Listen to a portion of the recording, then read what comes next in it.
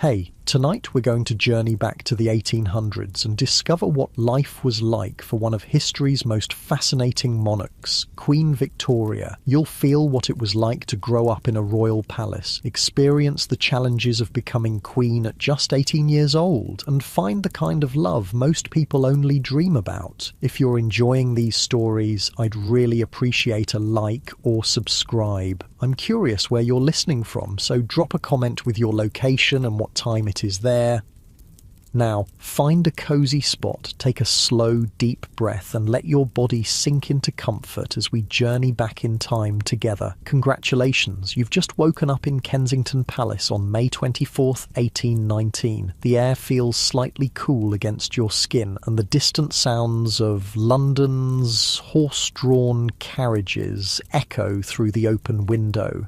Sunlight streams in, catching dust motes dancing in the air. You're in the dining room of all places, and a woman is crying out in pain. This isn't just any birth. This is the arrival of a princess who will one day rule an empire spanning a quarter of the earth. The baby's first cry pierces the air, and you feel your own lungs expand with a deep breath of relief. The exhausted mother, Princess Victoria of Saxe-Coburg-Saalfeld, cradles her newborn daughter. The little one has soft pink skin and a surprisingly strong grip for such tiny fingers. The room smells of sweat and lavender water, a strange but not unpleasant combination. The dining room might seem a peculiar choice for a royal birth, but there's wisdom behind it. Hot water can be easily brought up from the kitchen below. Birth is a practical matter, even for royalty. Alexandrina Victoria, the new mother whispers, naming her daughter after the Russian Tsar Alexander and herself. Everyone will call her Victoria, though, a name that will one day become synonymous with an entire era. You feel the weight of knowing something these people don't. This tiny, red-faced baby will rule for 63 years.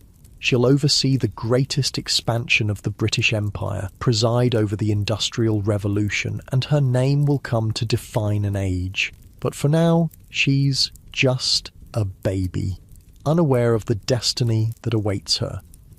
The new princess doesn't know it yet, but her path to the throne will be marked by sorrow. When you're just 8 months old, losing your father leaves a hole in your heart that never quite heals. Little Victoria's father, Prince Edward, Duke of Kent, passes away from pneumonia in January 1820, leaving her mother a widow for the second time. You feel a tightness in your chest as you watch the funeral procession, the weight of black clothing heavy on your shoulders even though you're just observing. Victoria's early childhood unfolds before you like the pages of a storybook. The palace feels vast to a small child, its long corridors perfect for echoing footsteps. The wooden floors are cold in the morning against bare feet, and the high ceilings make every sound reverberate. Victoria's mother becomes increasingly dependent on Sir John Conroy, her comptroller and advisor. You watch as Conroy's influence grows, his voice becoming louder in the household, his presence more imposing. Together, Victoria's mother and Conroy create what becomes known as the Kensington system, a strict set of rules meant to keep the young princess dependent and isolated. You feel the frustration building in your chest as Victoria is never allowed to be alone. She must sleep in her mother's bedroom, cannot walk downstairs without holding an adult's hand, and is kept away from other children her age. The weight of constant supervision presses down on your shoulders, making it hard to breathe freely, just as Victoria must have felt.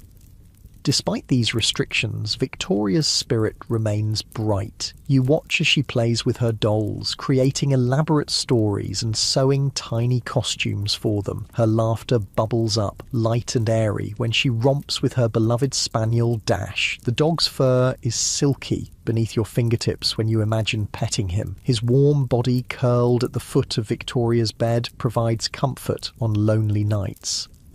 Victoria's education is comprehensive, especially for a girl in the 1800s. Her tutor, Reverend George Davis, is patient and kind. You sit alongside her as she learns to speak French, German, Italian, and Latin. Her small fingers grip the pen tightly as she practices her handwriting, the scratching sound of nib against paper oddly soothing. She has a natural talent for drawing, and you feel the satisfaction of creating something beautiful as she sketches landscapes and portraits. The years pass like pages turning in a book. Victoria grows into a serious, thoughtful young woman with a stubborn streak. Her neck and shoulders sometimes ache from sitting properly for hours during lessons. Her eyes grow tired from reading by candlelight. But her mind grows sharper, her understanding of the world deeper. You feel the gradual building of her character, the slow development of the strength she'll need in the years to come.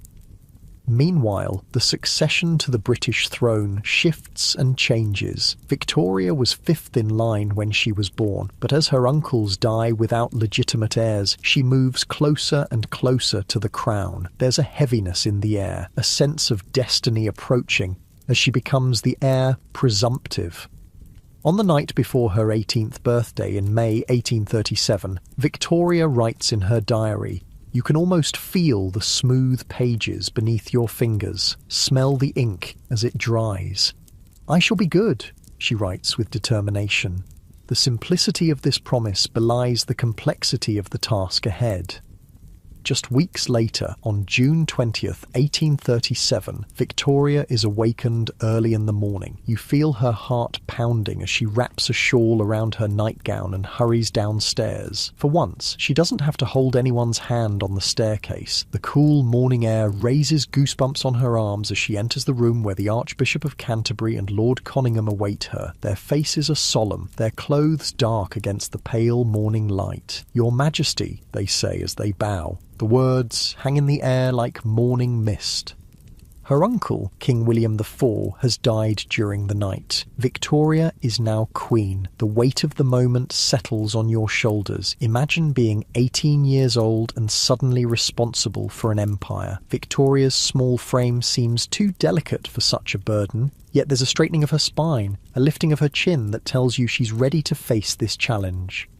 One of her first acts as queen is simple but profound. She asks for an hour alone, something she's never been allowed before. The silence wraps around her like a comfortable blanket. For the first time in her life, she makes a decision without anyone watching over her shoulder. You feel the liberation in your own lungs as you take a deep breath alongside her. Victoria moves to Buckingham Palace, leaving behind the restrictions of Kensington. The new palace feels spacious and fresh, the air somehow easier to breathe. You watch as she distances herself from her mother, installing the Duchess in a far-off apartment. Victoria's face shows both determination and the lingering pain of their complicated relationship.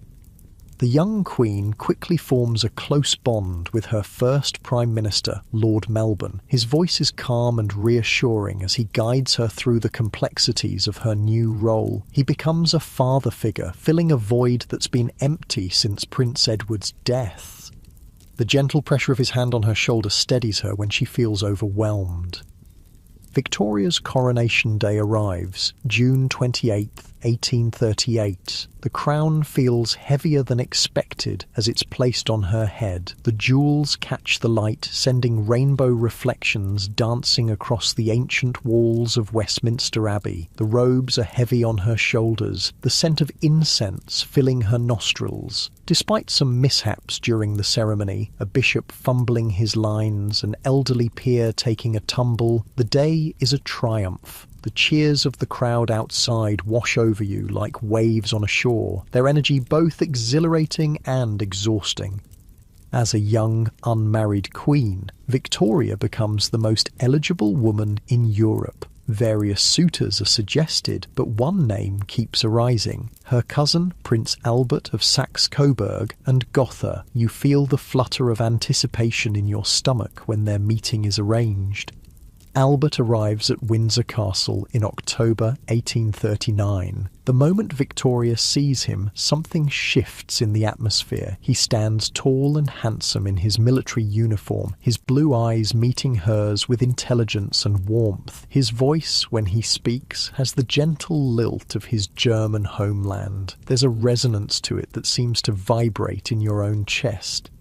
5 days later, Victoria takes an unprecedented step. As Queen, she must be the one to propose marriage. You feel her nervous energy as she summons Albert to a private meeting. Her hands are slightly damp, her breath coming quicker than usual. When she asks him to marry her, his face lights up with joy. The happiness between them is almost palpable, like sunshine warming your skin on a spring day. Their wedding day, February 10th, 1840, dawns bright and clear. Victoria breaks with tradition, wearing white instead of royal robes. The satin of her dress rustles softly as she moves, the Honiton lace of her veil delicate against her skin. Orange blossoms adorn her hair, their sweet scent following her down the aisle. Albert waits for her, his posture perfect, but his eyes revealing his emotion. You feel the collective breath of the audience being held as they watch this union of true affection rather than mere political alliance. That night, Victoria writes in her diary of her overwhelming happiness. The words flow from her pen like water, describing a joy she never thought possible. You feel yourself smiling as you read over her shoulder, her happiness becoming your own for a moment. The newlyweds retreat to Windsor Castle for a brief honeymoon. The castle's stone walls keep out the February chill and fires burn brightly in every grate. The soft crackle of burning wood and the occasional distant footstep of a servant are the only sounds that break the contented silence between them. Albert's hand in hers is warm and strong, his thumb occasionally stroking her palm in a way that sends pleasant shivers up her arm. In these early days of marriage, Victoria and Albert establish patterns that will serve them well through the years. Every morning they sit at desks placed side by side, working through state papers together. The scratch of their pens and the rustle of paper creates a soothing rhythm. The scent of ink and sealing wax mingles with the fresh air coming through the partially open window. Albert proves himself not just a devoted husband, but a valuable advisor. His logical mind and thoughtful approach complement Victoria's more emotional nature. You observe their discussions, feeling the ebb and flow of their conversation like waves lapping at a shore. They don't always agree. Victoria's temper can flare hot and fast, but they always find their way back to each other. Victoria's first pregnancy comes as a shock to her. The changes in her body make her uncomfortable and irritable. Morning sickness leaves a sour taste in her mouth, and her expanding waistline makes her favourite dresses unwearable. You feel her frustration as she realises that motherhood will repeatedly take her away from her royal duties. On November 21st, 1840, Princess Victoria, called Vicky by the family, is born. The pain of childbirth is searing, all-consuming, but when it's over, a different feeling takes its place. As Victoria holds her daughter, there's a curious mixture of exhaustion and exhilaration. The baby's weight in her arms feels strange but right, the tiny fingers curling around her own with surprising strength. Victoria and Albert's family grows rapidly over the next 17 years. Each pregnancy follows a similar pattern. Victoria's reluctance and discomfort, followed by the joy of a new child. Albert Edward, known as Bertie, Alice, Alfred, Helena, Louise, Arthur, Leopold, and finally Beatrice join the royal nursery. The palace that once seemed so quiet now echoes with children's laughter and occasional tears. Albert takes a more active role in parenting than most fathers of the time. You watch him get down on his hands and knees to play with his children, hear his deep laugh join their higher-pitched giggles. Victoria sometimes watches from the doorway, her face softening at the sight. The love in the room is almost tangible, like the warmth from a fire on a cold day. the royal couple creates a new image of the monarchy, one centred around family values and domestic harmony. Their Christmas celebrations become particularly special. Albert introduces the German tradition of the Christmas tree to Britain, decorating it with candles and small gifts. The scent of pine fills the room, mingling with the spicy aroma of mulled wine and freshly baked gingerbread. The children's faces glow in the candlelight, their excitement making the air seem to sparkle. Yet even in this domestic bliss, danger lurks. On May 29th, 1842, as Victoria rides in an open carriage along the Mall with Albert, a man named John Francis aims a pistol at her. You feel your heart stop for a moment, then race forward as the gun fails to fire. The assailant escapes, but Victoria, showing remarkable courage, rides the same route the next day to draw him out. This time when Francis fires, police are ready to capture him. This is not the first or last attempt on Victoria's life. Throughout her reign, 8 different men try to assassinate her. Each time she faces the danger with remarkable composure. You feel a shiver run down your spine, imagining the courage it takes to continue appearing in public after such threats. Beyond the palace walls, Britain is changing rapidly. The Industrial Revolution transforms the landscape from rural to urban. Factories spring up, their tall chimneys belching smoke into once clear skies. The air in cities becomes thick and hard to breathe, leaving a gritty taste at the back of your throat. The constant noise of machinery creates a background hum that never quite fades. For many people, these changes bring new hardships. Workers labour from dawn until dusk in dangerous conditions. Children as young as 5 or 6 work in mines and mills, their small bodies perfect for squeezing into tight spaces. The contrast between their lives and the comfort of the royal family is stark. Victoria herself holds conservative views about society. She believes people should remain in the class they were born to, and even opposes women's suffrage. Yet she shows compassion in other ways. During the Irish potato famine, which begins in 1845, she donates $2,000 from her personal funds to relief efforts, a significant sum that would be worth millions today. Albert, meanwhile, channels his energy and intelligence into public works. His greatest achievement is the Great Exhibition of 1851. Housed in the Crystal Palace, an enormous structure of iron and glass, the exhibition showcases industrial innovations from around the world. The building itself seems to capture light and hold it, creating an atmosphere of almost magical brightness. The sound of thousands of visitors echoes off the glass, creating a constant, gentle murmur beneath the higher exclamations of delight and surprise. Victoria visits the exhibition almost daily for 3 months, taking genuine pleasure in the displays. You walk alongside her, feeling her pride in her husband's accomplishment and in Britain's industrial might. The various exhibits engage all your senses: the gleam of new machines, the smell of exotic woods, the taste of foreign foods, the sound of demonstrations, the texture of fabrics from distant lands.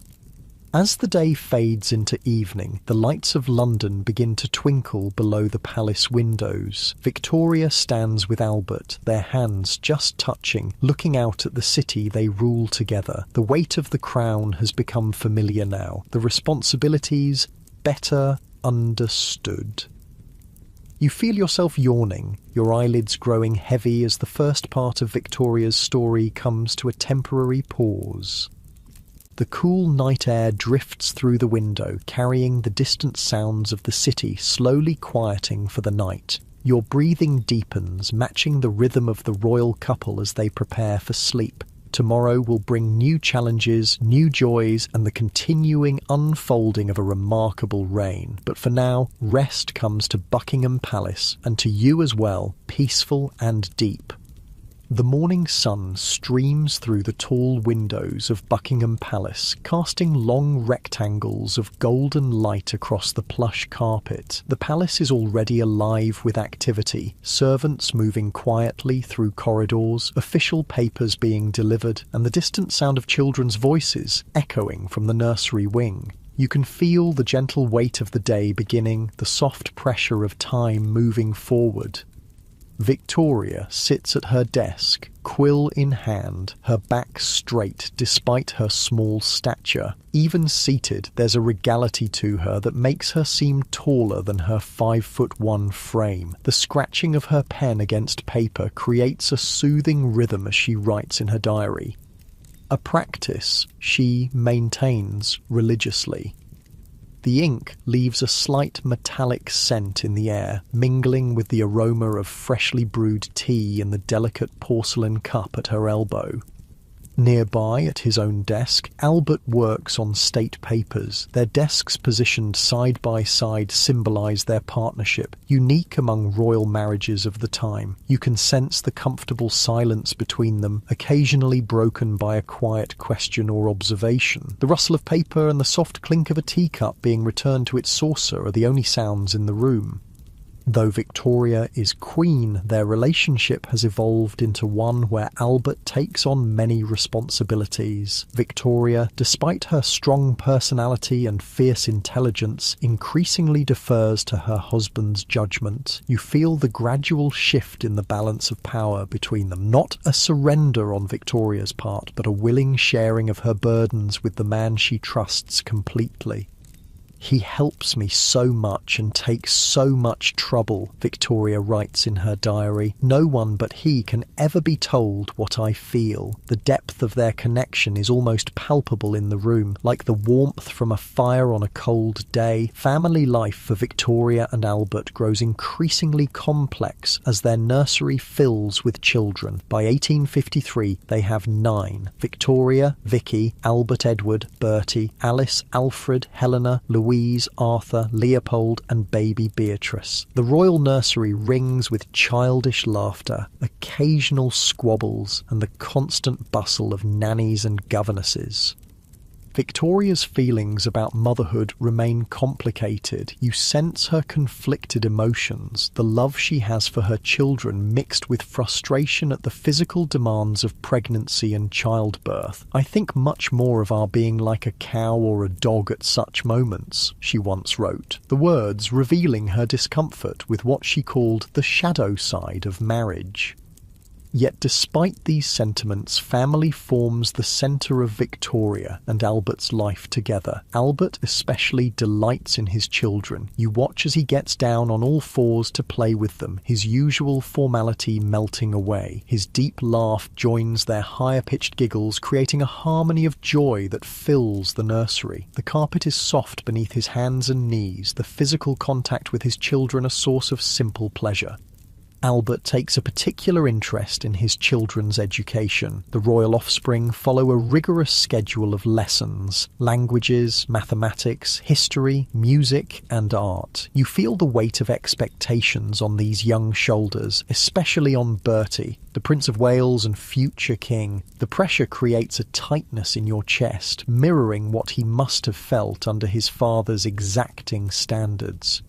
Victoria can be a stern mother. Her voice, though not loud, carries an authority that makes her children stand straighter when she enters a room. You feel yourself automatically improving your posture too, pulling your shoulders back and lifting your chin. Yet there are tender moments as well. Victoria reading a story aloud, her voice softening as she creates different characters, or playing simple games with her youngest children before they're sent to bed.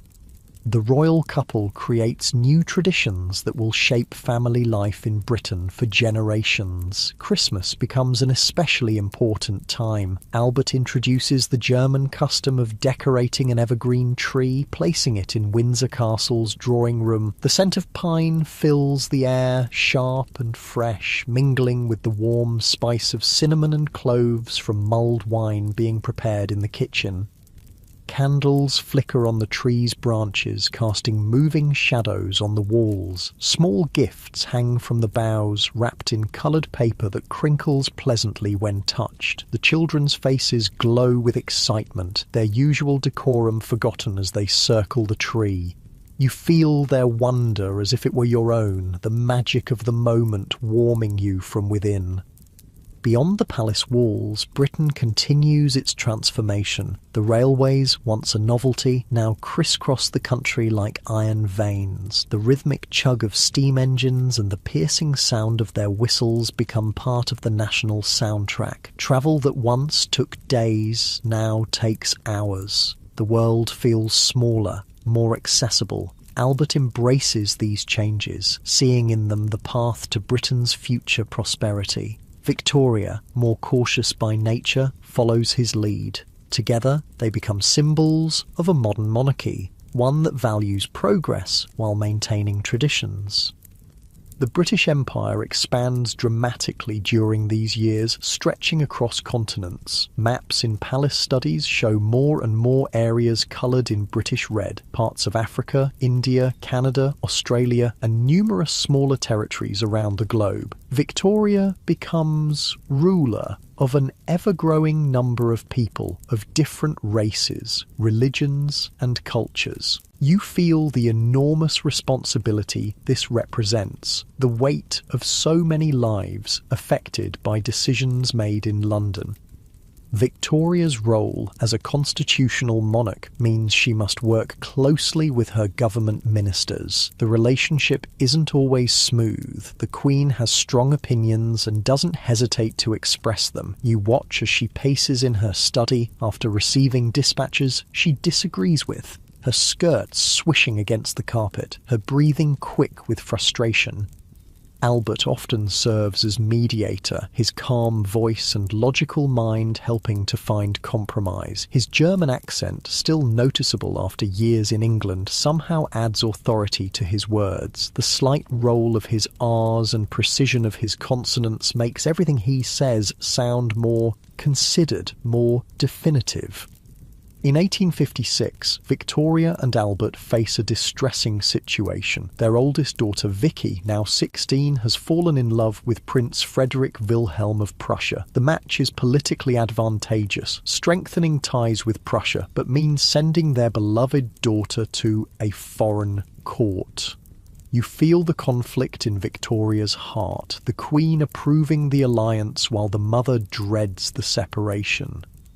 The engagement is announced and preparations begin for a royal wedding. Vicky's trousseau is prepared, fine linens and silks rustling as they're folded into trunks, jewels nestled in velvet cases, the sound of seamstresses' scissors snipping through fabric, and the quiet murmur of their conversation fills the workrooms. The scent of lavender sachets placed among the clothes to keep them fresh perfumes the air.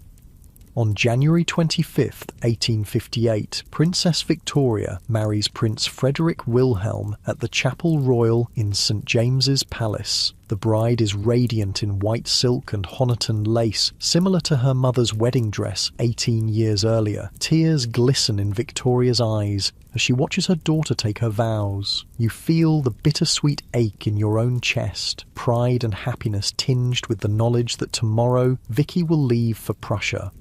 The separation proves as difficult as Victoria feared. Letters become their only connection. Pages and pages written in Victoria's distinctive hand crossing the sea to reach her daughter. The scratching of her pen seems more urgent now, the words flowing faster as she pours her thoughts and feelings onto paper. You sense how much remains unsaid, how inadequate words feel compared to an embrace. Meanwhile, Albert throws himself into his work with even greater dedication. His health, never robust, begins to show signs of strain. There's a new pallor to his skin, a slight tremor in his hands at the end of a long day. You notice him pressing his palm against his stomach. When he thinks no one is looking, a brief grimace crossing his handsome features. In 1861, tragedy strikes the royal family. In March, Victoria's mother, the Duchess of Kent, dies. Despite their complicated relationship, Victoria is devastated. The grief settles on her shoulders like a physical weight, making her movements slower, her voice quieter. You feel the heaviness in your own limbs, the effort it takes just to breathe through sorrow. Albert supports Victoria through this loss, putting aside his own increasing health problems. The summer heat seems to drain him further. By autumn, his condition is noticeably worse. His clothes hang more loosely on his frame, and dark circles appear beneath his eyes. The effort of climbing stairs leaves him breathing heavily, a hand pressed to his chest. Despite his declining health, Albert continues to fulfil his duties. In November, he travels in cold, wet weather to Cambridge to deal with a scandal involving their son, Bertie. The Prince of Wales, now 20, has been involved with an actress, a situation that horrifies his parents. You feel Albert's disappointment and worry like a knot in your stomach, tightening with each cough that racks his frame. Upon his return to Windsor Castle, Albert takes to his bed. Doctors are summoned, their leather bags containing instruments and medicines creating a dull thud as they're set down on bedside tables. The smell of illness pervades the room, medicinal, sharp, with an underlying note of sweat and fear. Victoria rarely leaves his side. You watch as she holds his hand, her thumb tracing circles on his palm as if trying to transfer her own vitality into him. His skin feels cool and dry beneath her touch, the bones more prominent than they were just weeks ago. The curtains are drawn against the December light, casting the room in a perpetual twilight that feels appropriate to the sombre mood. On December 14th, 1861, Prince Albert dies at the age of 42. The diagnosis is typhoid fever, though modern historians suggest it might have been Crohn's disease or abdominal cancer. Whatever the cause, the result is the same. Victoria's beloved husband, her strength and support for 21 years, is gone. The silence that follows is absolute, deafening in its completeness. For a moment, it seems as if the entire castle holds its breath. Then comes Victoria's cry, not loud, but filled with such raw anguish that it pierces you to the core. You feel tears welling in your own eyes, your throat tightening in sympathy.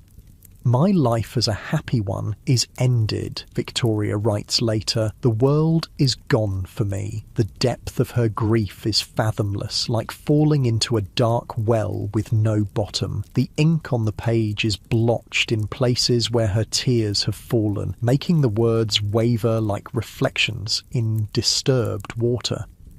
The funeral arrangements proceed with the mechanical precision of royal protocol. Black-edged announcements are sent, mourning clothes prepared, the ceremonial aspects organised. The smell of black crepe and dye fills the palace as servants and courtiers don mourning attire.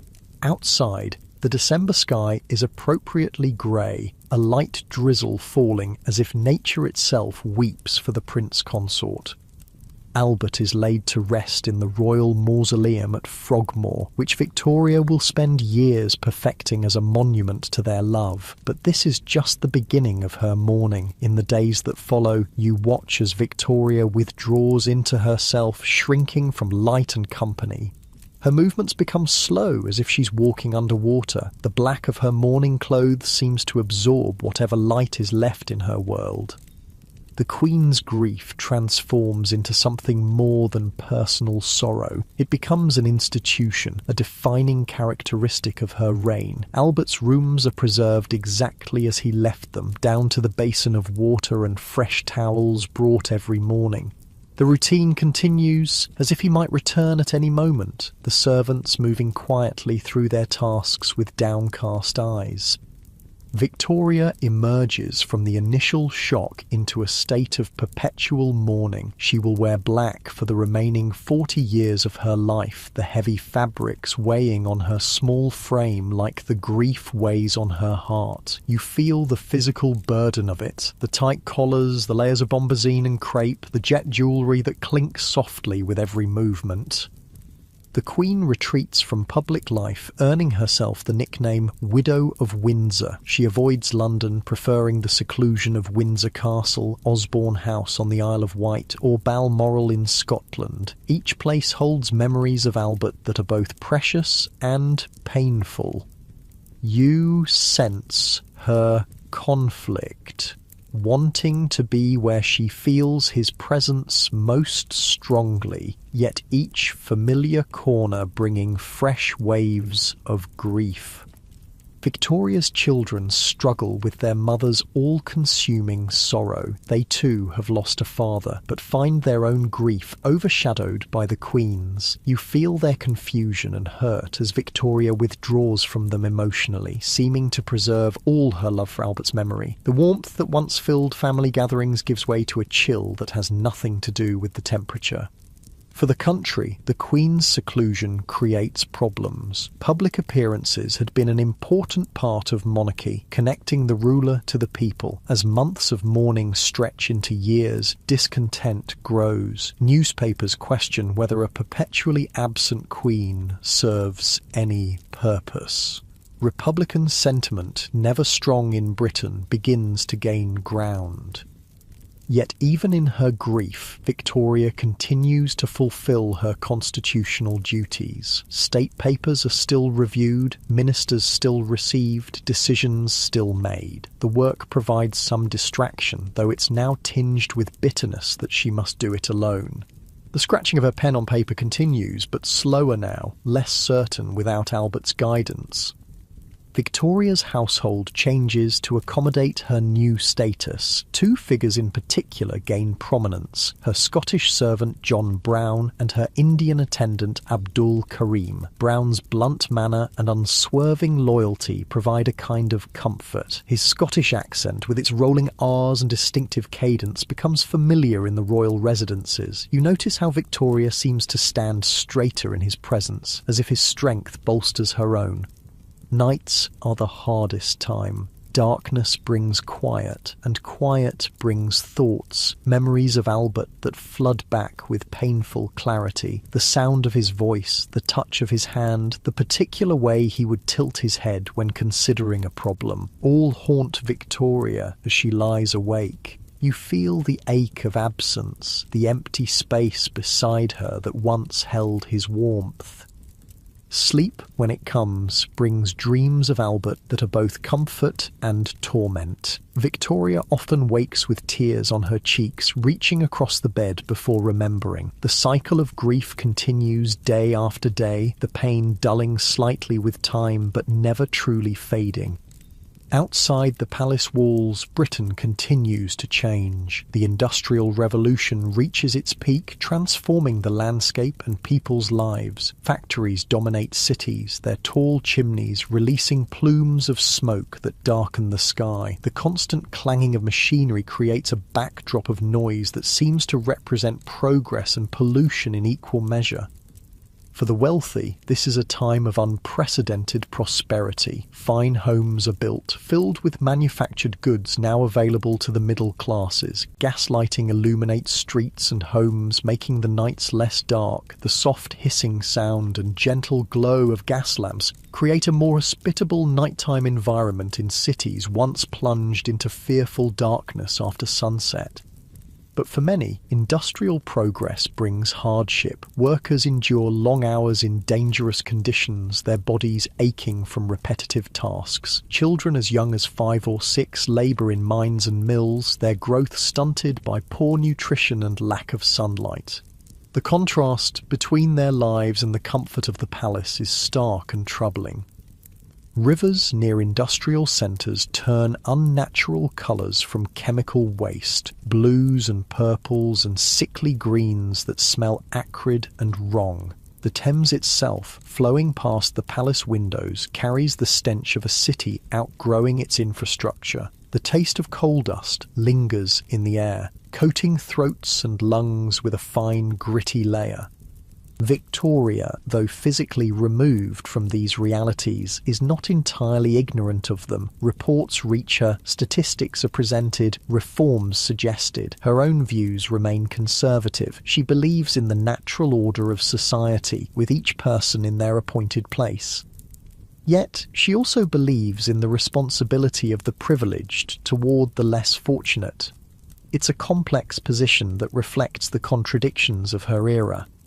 As the day fades into evening, shadows lengthen across the palace floors. Lamps are lit, their gentle glow creating pools of warm light in the gathering darkness. The routine of the royal household continues. Dinner served, evening prayers said, preparations made for another night. Victoria sits at her desk one final time before retiring, adding a few more lines to her diary. Her hand moves more slowly now, fatigue evident in the slight tremor of the letters. The weight of grief, of duty, of simply continuing without Albert presses down on her shoulders. You feel your own eyelids growing heavy as you watch her, your breathing slowing to match her steady rhythm. Outside, stars appear in the darkening sky, pinpricks of light in the vastness. The night air cools, a gentle breeze stirring the curtains at half-open windows. Sounds fade, distant voices grow quieter, footsteps recede, doors close with soft clicks. The palace settles into night, creaking gently as old buildings do. Victoria finally sets down her pen and prepares for bed. Her lady-in-waiting helps with the many buttons and hooks of her morning dress, the black fabric rustling as it's carefully put away. The Queen's hair is brushed with long, soothing strokes, the silver strands among the dark catching the lamplight. In her nightgown, Victoria seems smaller, more vulnerable. She kneels beside her bed for prayers, her voice a whisper as she speaks to God and, in her heart, to Albert. The floorboards are cool beneath her knees, the counterpane soft under her folded hands. You feel your own muscles relaxing as she completes this nightly ritual. Finally, Victoria climbs into bed. The mattress gives slightly beneath her weight, the sheets cool against her skin. She extinguishes the lamp and darkness enfolds the room like a comforting blanket. Only moonlight filtering through the curtains provides any illumination, casting soft, silvery shadows.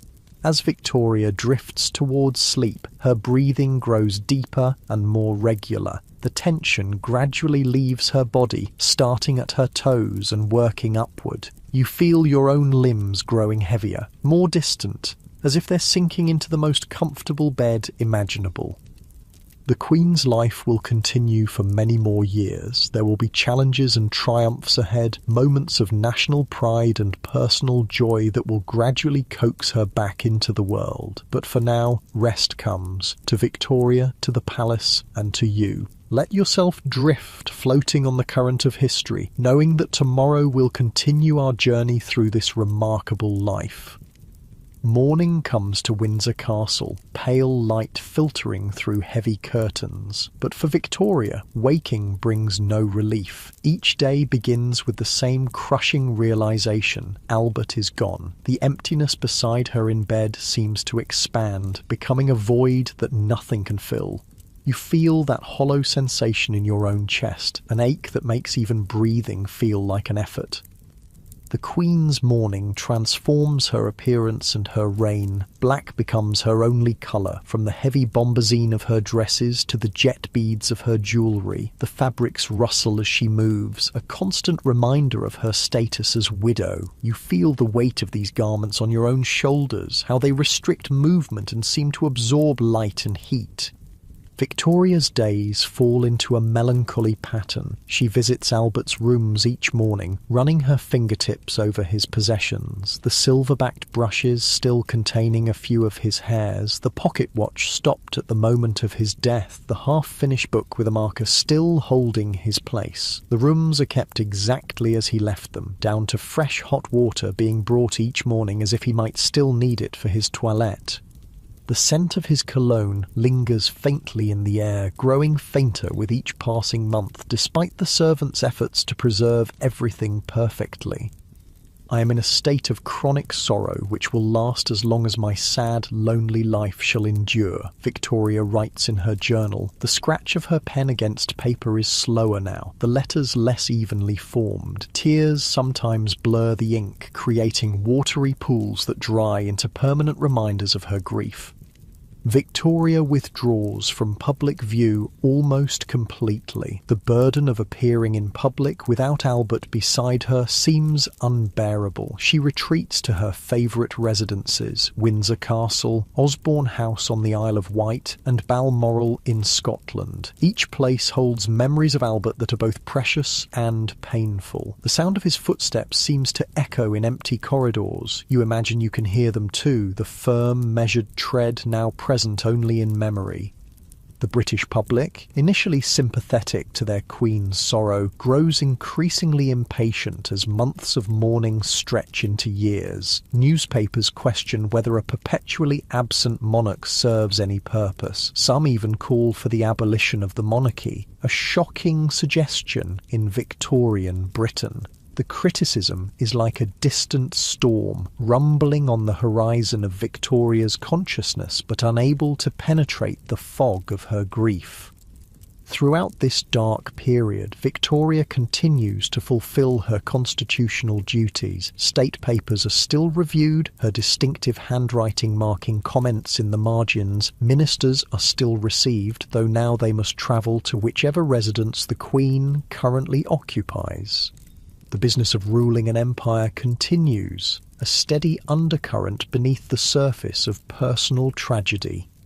In this time of profound loss, an unlikely figure steps forward to help Victoria regain her will to live. John Brown, a Scottish servant from the Balmoral estate. Brown's manner is blunt, his Scottish accent thick and sometimes difficult to understand, but his unwavering loyalty and refusal to treat the Queen with the excessive deference she usually receives provides a strange comfort. He speaks to Victoria as a person, not just a monarch, addressing her as woman in his broad accent. "What would you be wanting today, then?" Brown asks each morning, his voice cutting through the quiet of the Queen's chambers. The rough burr of his accent feels like a warm woolen blanket against the cold precision of court speech. You find yourself leaning closer to catch his words, the unfamiliar cadence drawing you in. Brown encourages Victoria to spend time outdoors, insisting on daily walks regardless of weather. The Highland air is bracing, the scent of pine and heather clearing the head like smelling salts. Rain patters on umbrellas or sunshine warms their faces as they walk the paths around Balmoral. The soft squelch of mud beneath boots, the distant bleating of sheep on the hills, the call of birds overhead, all these sounds gradually begin to penetrate Victoria's cocoon of grief.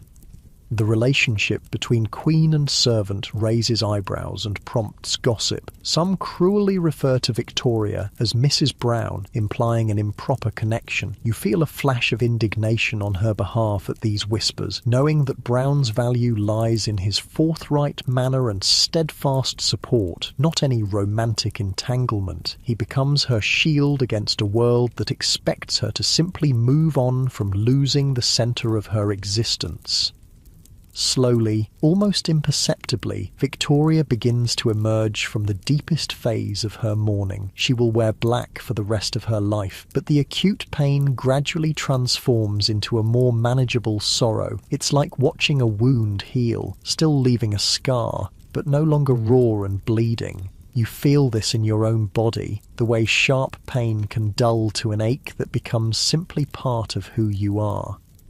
By the late 1860s, Victoria begins to increase her public appearances. She still avoids London as much as possible, but agrees to open Parliament in 1866 and 1867. The weight of the crown on her head feels different now, heavier without Albert to share the burden, yet somehow a reminder of the strength she possesses. The velvet and ermine of her parliamentary robes rustles softly as she walks to the throne, the sound echoing in the hushed chamber. Two men prove instrumental in coaxing Victoria back into public life: her eldest son Bertie, now Prince of Wales, and Prime Minister Benjamin Disraeli. Bertie, though often at odds with his mother, takes on more royal duties during her seclusion. His easy charm and sociability make him popular with the public, something Victoria regards with mixed feelings. You sense her conflict, pride in her son mingled with irritation at his very different approach to royal duties. Disraeli, with his novelist's understanding of human nature, approaches Victoria with flattery and genuine interest. "Everyone likes flattery," he once remarked, "and when it comes to royalty, you should lay it on with a trowel." His conversations with the Queen are peppered with compliments delivered in his distinctive voice, low and melodious, with precise enunciation that somehow enhances rather than diminishes his sincerity. The sound of his voice seems to lift Victoria's spirits, the corners of her mouth turning up almost despite herself.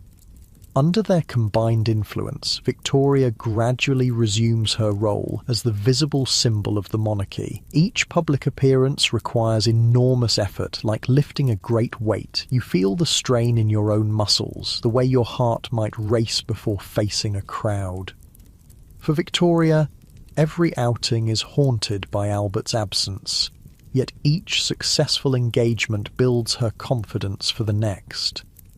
The year 1876 brings a significant change to Victoria's title. Parliament votes to grant her the additional title of Empress of India, recognising Britain's control over the subcontinent. The new title pleases Victoria greatly. "We are Empress of India," she declares, the plural pronoun a reminder of how she still considers herself joined to Albert, even in death. Victoria develops a fascination with India, though she never visits its shores. The vibrant colours, exotic scents and rich culture of the jewel in Britain's imperial crown captivate her imagination. You picture the contrast between her perpetual black mourning clothes and the brilliant hues of Indian textiles, spices and jewellery that find their way to her residences, islands of colour in her monochrome existence. This interest intensifies in 1887 when Abdul Karim joins her household during her Golden Jubilee celebrations. Initially a waiter, Karim quickly becomes Victoria's munshi, or teacher, instructing her in Urdu and sharing insights about Indian culture. His voice, accented but clear, introduces new sounds and cadences to the palace. The unfamiliar words of Urdu feel round and smooth in your mouth as you imagine Victoria practicing them, her British accent transforming the flowing language into something more clipped and precise. Victoria's relationship with Karim scandalises the royal household even more than her friendship with Brown had done. Racial prejudice runs deep in Victorian society, and the sight of their queen treating an Indian servant as a trusted companion provokes outrage among courtiers. You feel a tightness in your chest at the unfairness of these attitudes, the way fear of difference can manifest as cruelty. But Victoria, now in her 60s and increasingly confident in her own judgment, ignores the disapproval. She values Karim's perspective and enjoys his company. The scent of Indian spices sometimes wafts from her apartments as Karim introduces her to cuisine from his homeland.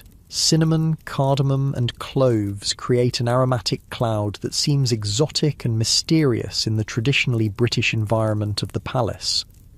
Throughout these later years of her reign, Victoria's family continues to expand. Her children marry into royal houses across Europe, earning her the nickname Grandmother of Europe. Her descendants sit on the thrones of Germany, Russia, Spain, Greece, Romania, and Norway. Family gatherings become complex diplomatic affairs, with Victoria firmly at the centre as matriarch. The nurseries at Windsor, Balmoral and Osborne fill with a new generation. Victoria takes more joy in her grandchildren than she sometimes did in her own children. The sound of their laughter echoes through rooms that had been too quiet for too long. The patter of small feet on marble floors, the excited whispers of children trying and failing to be quiet near Grandmama's study, these sounds bring life back to spaces that grief had silenced. Letters flow constantly between Victoria and her scattered family. Her distinctive handwriting fills pages with advice, instructions, and genuine interest in their lives. The scratching of her pen continues late into the night, the soft hiss of gas lamps providing light for her correspondence. You feel the slight ache in your fingers that comes from hours of writing, the satisfaction of maintaining connections across vast distances. Victoria keeps a firm hand on her family, attempting to guide her children and grandchildren, both politically and personally. Not all appreciate her interference. Her eldest daughter Vicky, now Crown Princess of Prussia, often finds herself caught between loyalty to her mother and to her adopted country. Their letters sometimes crackle with tension beneath the affectionate phrases. You sense the strain in your own shoulders as you imagine navigating such difficult waters. The Queen's domestic arrangements settle into comfortable patterns. Her household staff know her preferences exactly, how she likes her tea prepared, strong with a splash of milk, which chair she prefers in each room, the precise temperature she finds comfortable. The soft clink of china, teacups, the gentle crackle of fires kept burning even in mild weather, the rustle of servants moving efficiently through their tasks. These sounds create a soothing backdrop to Victoria's days. In 1887, Britain celebrates Victoria's Golden Jubilee, marking 50 years of her reign. For the first time in decades, she processes through London in an open carriage, visible to the thousands who line the streets. The sound of cheering is overwhelming after so many years of relative quiet. It washes over you like waves, the collective voice of a nation expressing relief and joy at seeing their monarch among them again. Victoria's face, photographed during the Jubilee, shows the hint of a smile, a rare sight since Albert's death. The lines of grief are still visible, but there's a softness around her eyes that suggests healing. The heavy mourning clothes remain, but her posture has straightened, her chin lifted. You feel a similar lightening in your own chest, as if a weight has been partially lifted. 10 years later, the Diamond Jubilee of 1897 marks 60 years on the throne. Victoria is now 78, her small frame grown more rounded with age and a lifetime of rich royal meals. Movement has become more difficult. She often uses a cane or wheelchair. You feel the stiffness in your own joints, the way each step requires more thought, more effort than it once did. Despite these physical challenges, Victoria's mind remains sharp, her interest in state affairs undiminished. The Diamond Jubilee celebrations are even grander than those of the Golden Jubilee. Britain is at the height of its imperial power, ruling nearly a quarter of the world's land and population. Victoria's procession through London symbolises this might. Representatives from across the empire join in, creating a spectacle of unprecedented diversity and colour. "From my heart I thank my beloved people," Victoria telegraphs afterward. "May God bless them." The words travel along cables stretching across continents and under oceans, a physical manifestation of how the world has shrunk during her long reign. The clicking of telegraph keys creates a new language of dots and dashes, connecting distant parts of the empire in ways unimaginable when Victoria first took the throne. As the 19th century draws to a close, Victoria increasingly becomes a symbol of the era that bears her name. Her conservative moral values, emphasis on family, and sense of duty come to define Victorian for generations to come. Yet the woman behind the symbol remains more complex than this simplified image suggests. You sense the layers of her personality, the passionate young queen, the devoted wife, the grieving widow, the formidable matriarch, all coexisting within the small figure in perpetual black. The new century arrives, 1900, a number that seems significant, a turning point. Victoria, now in her 81st year, feels the weight of time. Her handwriting grows shakier, her daily walks shorter. The world around her continues to change at an ever-accelerating pace. Automobiles occasionally replace horse-drawn carriages, making a different sound as they approach, a mechanical purr rather than the familiar clip-clop of hooves. Electric lights begin to replace gas in some rooms of the palace, their steady glow lacking the gentle movement of flame.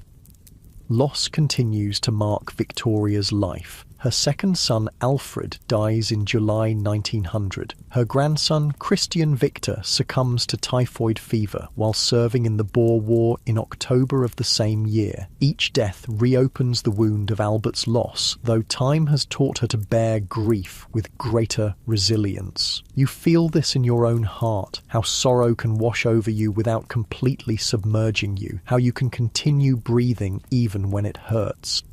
By January 1901, Victoria's health begins to fail noticeably. She moves to Osborne House on the Isle of Wight, seeking peace and sea air. The sound of waves breaking on the shore drifts through partially opened windows, a rhythmic shushing that seems to encourage rest. Gulls cry overhead, their voices carrying on the wind. You feel the slight salt spray in the air, taste it on your lips. Victoria's family gathers as her condition worsens. Her son and heir, Bertie, sits by her bedside, his hand occasionally patting hers with awkward affection. Their relationship has been complicated, but blood and duty bind them nonetheless. Grandchildren move quietly through the house, their voices hushed, footsteps muffled by carpets. The atmosphere is one of waiting, of breath held collectively. On January 22nd, 1901, Queen Victoria dies at Osborne House, ending the longest reign in British history up to that time. She passes away in the arms of her grandson, Kaiser Wilhelm II of Germany, with her son Bertie, soon to be King Edward VII, at her side. The moment is peaceful, a soft exhalation, then stillness. You feel your own breathing slow in sympathy, matching the gradual quieting in the room. According to Victoria's instructions, she is dressed in her wedding veil, and various mementos of Albert are placed in her coffin, including a plaster cast of his hand and one of his dressing gowns. Most secretly, her doctor places a photograph of John Brown in her hand, along with a lock of his hair. These items are hidden from view by carefully arranged flowers. The scent of lilies fills the room, their sweet heaviness mingling with the sharper smell of pine from the coffin wood. Victoria's funeral procession moves through streets lined with mourners. The rhythmic step of the military escort creates a solemn cadence. Flags fly at half-mast, their fabrics snapping softly in the winter breeze. Church bells toll across the nation, their deep resonance felt as much as heard. You sense the vibration in your chest, a physical manifestation of collective grief. The Queen who shaped an era is laid to rest beside her beloved Albert in the royal mausoleum at Frogmore. Above the entrance are inscribed her own words, "Farewell, best beloved, here at last I shall rest with thee in Christ I shall rise again." The stone is cool and permanent, the letters carved deep enough to withstand weather and time. You trace them in your mind, feeling the curves and lines of each word. Victoria's death marks the end of an era that bore her name. The Victorian Age, with its rapid industrialisation, imperial expansion, social reforms and distinctive moral code, passes into history with its namesake. Her son, Edward VII, ushers in the Edwardian era, a brief but significant shift in tone and attitude before the cataclysm of World War I.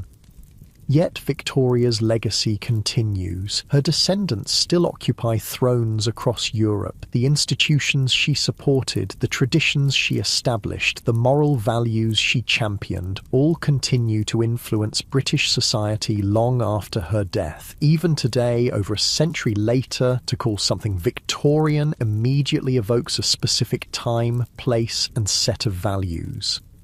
As night falls over Frogmore, stars appear in the clear January sky. The Royal Mausoleum stands silhouetted against the darkness, its dome a perfect curve against the scattered points of light. Inside, Victoria and Albert rest side by side, reunited at last after nearly 40 years of separation. The grounds are quiet now, visited only by the occasional deer stepping softly across the grass or an owl swooping silently between trees. Your own eyelids grow heavy as you imagine this peaceful scene, the story of Victoria, the girl who wasn't meant to be queen, the young woman who embraced her destiny, the wife whose love transcended death, the monarch who defined an age, settles in your mind like a cherished book being gently closed after the final page.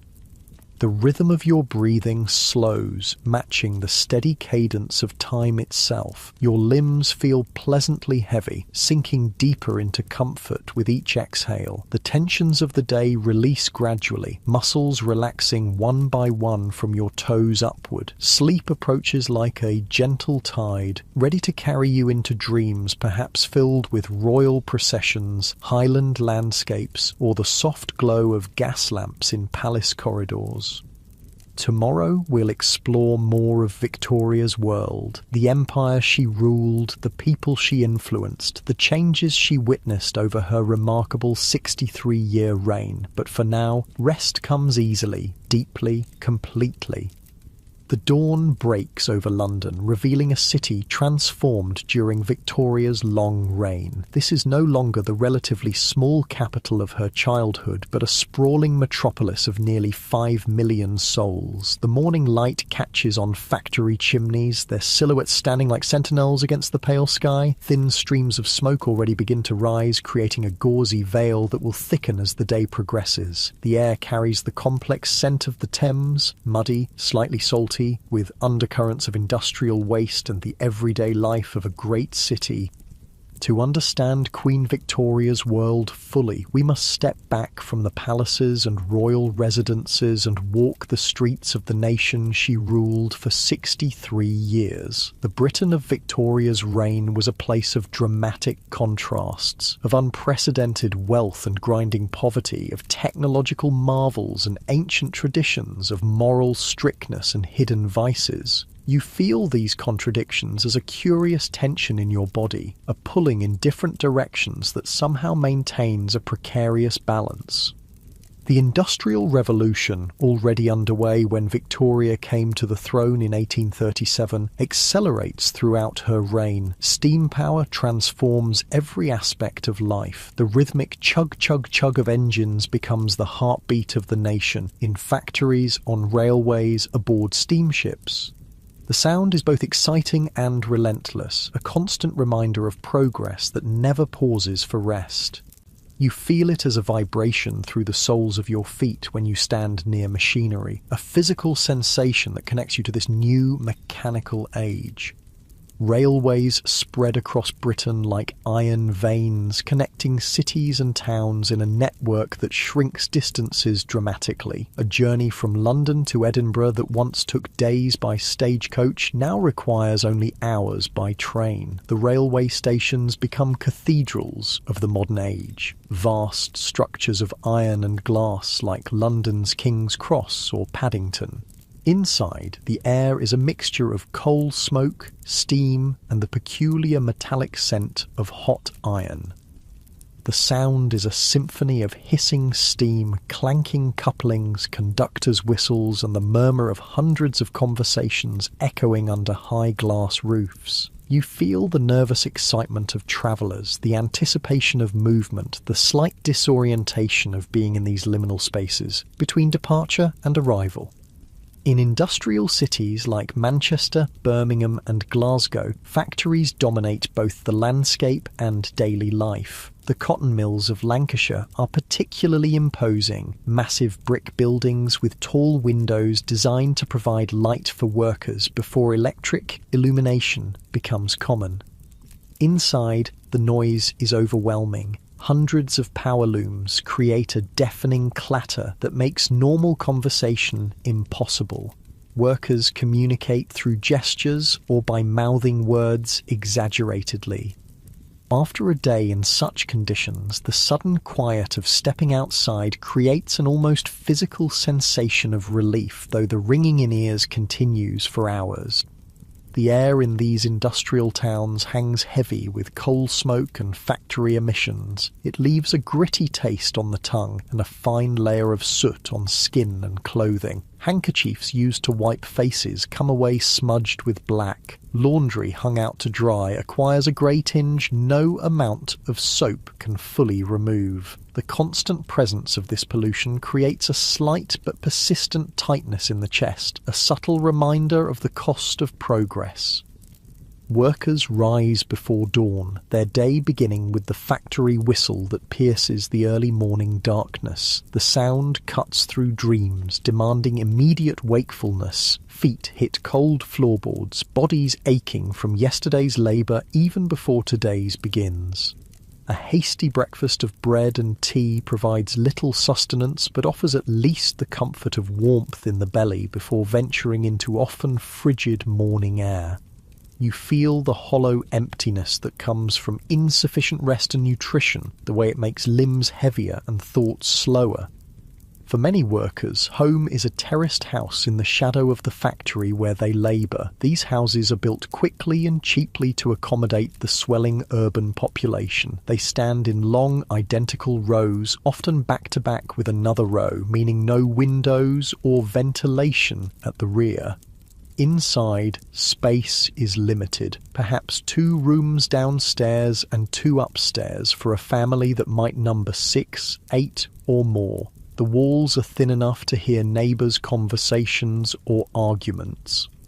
The smell of cooking, washing and human bodies mingles in these close quarters, creating a distinctive domestic aroma that is neither pleasant nor unpleasant, simply familiar.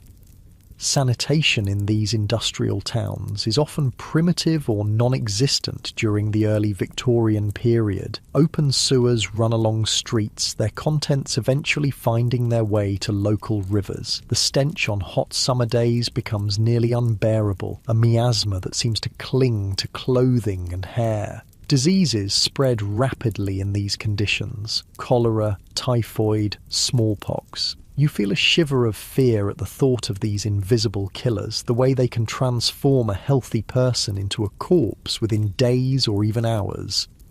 The wealthy, meanwhile, live in a different world entirely. Their homes in fashionable London neighbourhoods or country estates exist in stark contrast to workers' housing. High ceilings, large windows, spacious rooms and gardens provide light, air and separation from neighbours. The scent of beeswax, polish, fresh flowers and quality food creates an atmosphere of comfort and privilege. Servants maintain these spaces in immaculate condition, the gentle swish of their dusters and brooms a barely noticeable background to daily life.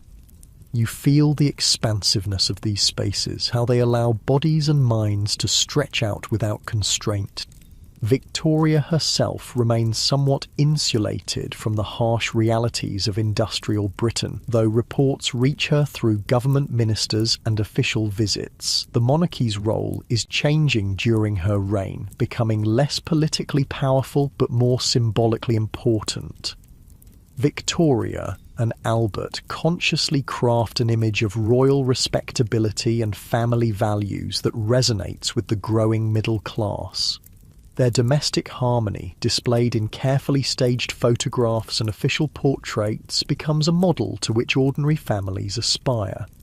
You sense the deliberate nature of this image-making, the way it creates both connection and distance between monarch and subjects.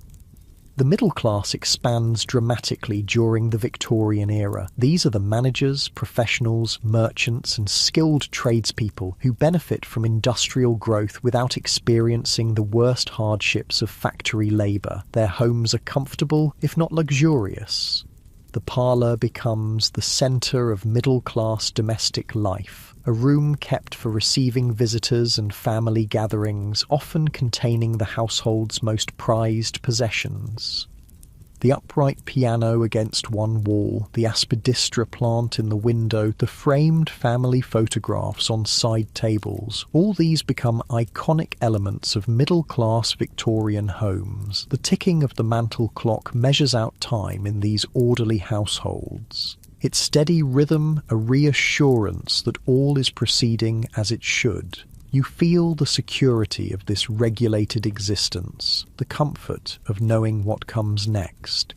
Education expands throughout Victoria's reign. The Education Act of 1870 establishes board schools to provide elementary education for all children. The scratching of pencils on slates creates a distinctive sound in classrooms across Britain, accompanied by the sing-song recitation of multiplication tables or spelling words. The smell of chalk dust, ink, and polished wooden desks becomes associated with learning for generations. You recall this scent from your own school days, how it can instantly transport you back to childhood.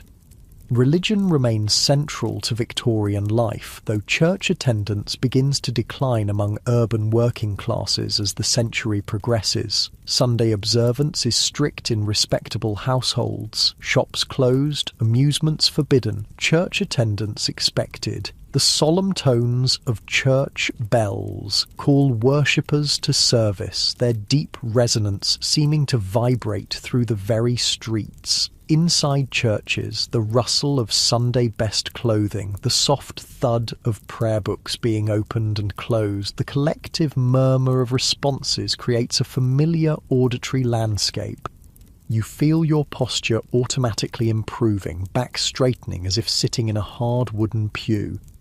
Morality and propriety govern social interactions, at least publicly. The Victorian label later becomes associated with prudishness and repression, though the reality is more complex. Strict codes of behaviour coexist with widespread prostitution, pornography, and other vices carefully hidden from public view. For respectable women, particularly of the middle and upper classes, life is highly constrained. Corsets physically restrict movement, creating the fashionable wasp waist at the cost of compressed internal organs and restricted breathing.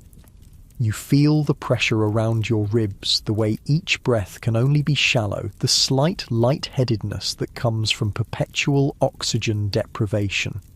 Throughout Victoria's reign, movements for social reform gain momentum. Campaigners like Lord Shaftesbury work to improve conditions for child labourers and factory workers. Florence Nightingale transforms nursing during the Crimean War, establishing it as a respectable profession for women. The suffragist movement begins advocating for women's right to vote, though Victoria herself disapproves, calling it a mad, wicked folly. You feel the tension between progress and tradition, the way change both excites and frightens, promising improvement while threatening comfortable certainties. As the sun rises higher, we turn our gaze beyond Britain's shores to the vast empire over which Victoria presides. At its height, the British Empire covers approximately 1/4 of the Earth's land surface and rules over 1/4 of the world's population. The phrase "the empire on which the sun never sets" becomes literally true. At any given moment, some part of Britain's global dominion is in daylight. The weight of this responsibility is enormous, though Victoria herself never travels beyond Europe. You feel the curious mixture of pride and burden that imperial power brings, the way it stretches Britain's sense of self across oceans and continents. India becomes the jewel in the crown of the British Empire. After the Indian Rebellion of 1857, or the First War of Independence as it's known in India, the British government officially takes control from the East India Company. In 1876, Victoria becomes Empress of India, a title she particularly values. The subcontinent's rich culture, ancient traditions, and striking diversity fascinate the Queen, particularly in her later years when Abdul Karim becomes her munshi, or teacher. Through him she learns some Urdu and develops an appreciation for Indian cuisine. The spices, cardamom, cinnamon, turmeric, create aromas entirely different from traditional British cooking, exotic and enticing. You imagine the surprise of palace servants at these new scents wafting from the royal apartments, their unfamiliarity both intriguing and slightly alarming. Across Africa, British territorial claims expand throughout Victoria's reign. Kenya, Uganda, Nigeria, Ghana, Zimbabwe, then Rhodesia, South Africa, all become part of the empire through a combination of exploration, commercial enterprise, missionary activity, and military conquest. The motivations for imperial expansion are complex: economic opportunity, strategic advantage, the genuine if patronizing belief in bringing civilization to supposedly primitive peoples. You feel the contradiction between the idealistic justifications and the often brutal realities of imperial rule, the way good intentions can pave roads to places far from paradise. In Australia and New Zealand, British colonies established before Victoria's reign grow and develop their own distinct identities while maintaining strong ties to the mother country. Transportation of convicts to Australia continues until 1868, creating societies built partially on the labour of those Britain rejected.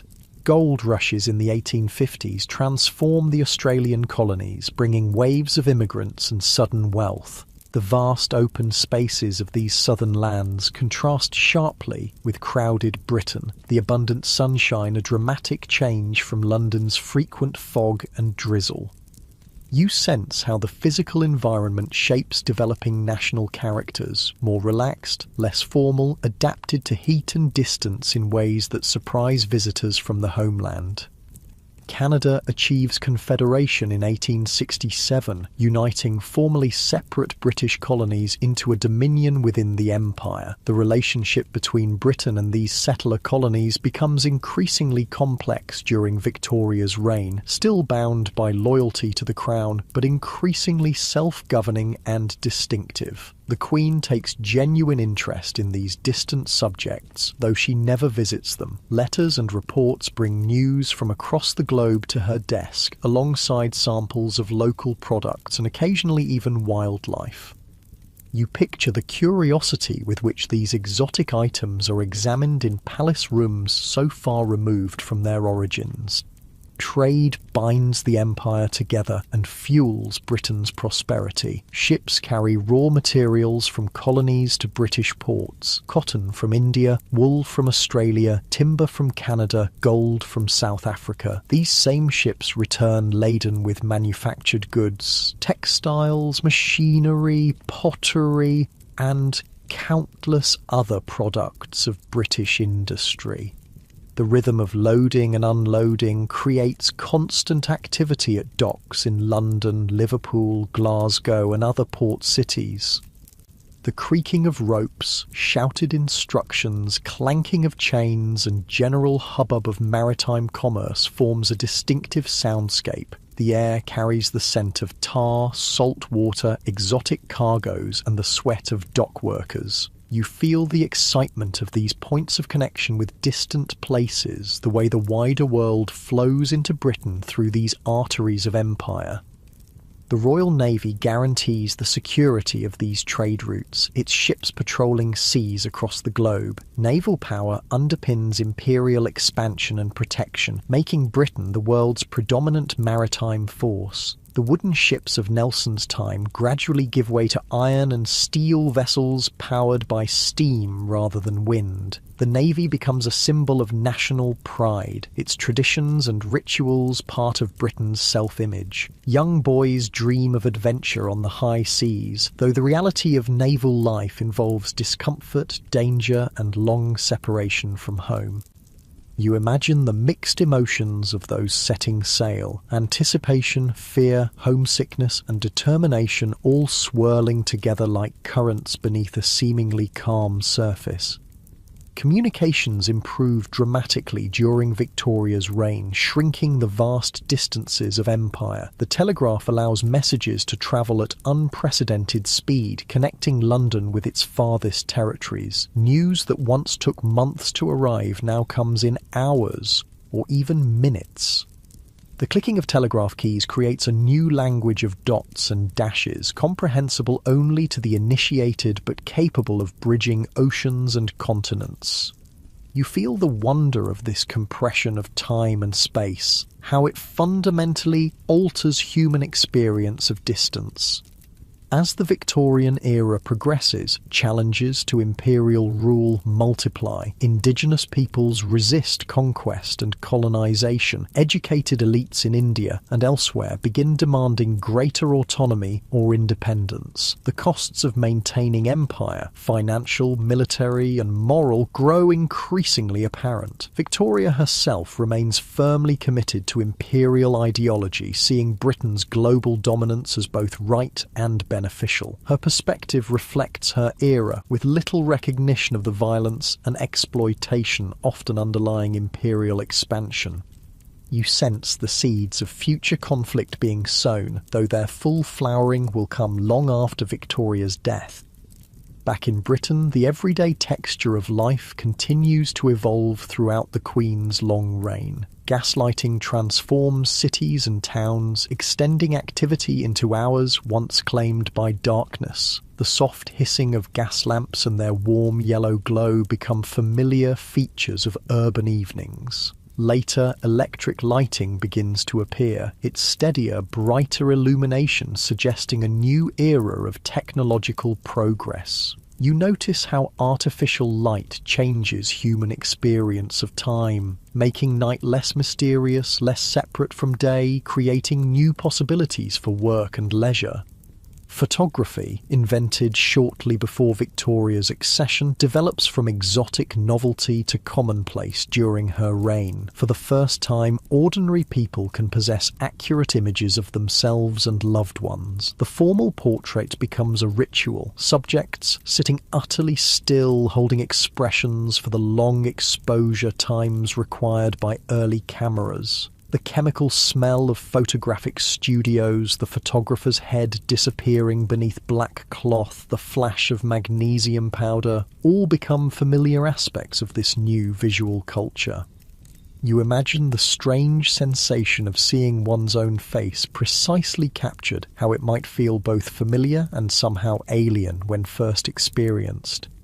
Toward the end of Victoria's reign, new technologies appear that will transform the coming century. Automobiles, telephones, moving pictures. These remain novelties for most people, their potential not yet fully apparent. The rare motor car draws crowds when it appears on city streets, its unfamiliar engine noise and petrol smell causing horses to shy nervously. The first telephones seem almost magical in their ability to carry voices across distances. You feel the mixture of skepticism and wonder that greets these innovations, the human tendency to both resist and embrace change. As evening approaches, gas lights flicker on across London. The pace of the city slows, though never completely stops. For wealthy families, dinner becomes an elaborate ritual with multiple courses served by uniformed staff. The gentle clink of fine china and crystal, the murmur of polite conversation, the rustle of silk dresses as ladies rise to withdraw, leaving gentlemen to their port and cigars, all create a choreographed performance of refinement. You sense the invisible boundaries of etiquette, the way they both constrain and reassure, providing structure to social interactions. For working families, evening meals are simpler affairs but no less important for family bonding. Bread and cheese, perhaps a vegetable soup or stew if finances allow, gathered around a small table in the warm kitchen rather than a formal dining room. The steam from hot food fogs windows in winter, creating a cosy enclosure against the cold outside. Voices are more relaxed than during the workday. Stories and jokes shared, the day's events discussed. You feel the relief of feet finally resting after hours of standing, the comfort of familiar faces after dealing with the impersonal machinery of industrial work.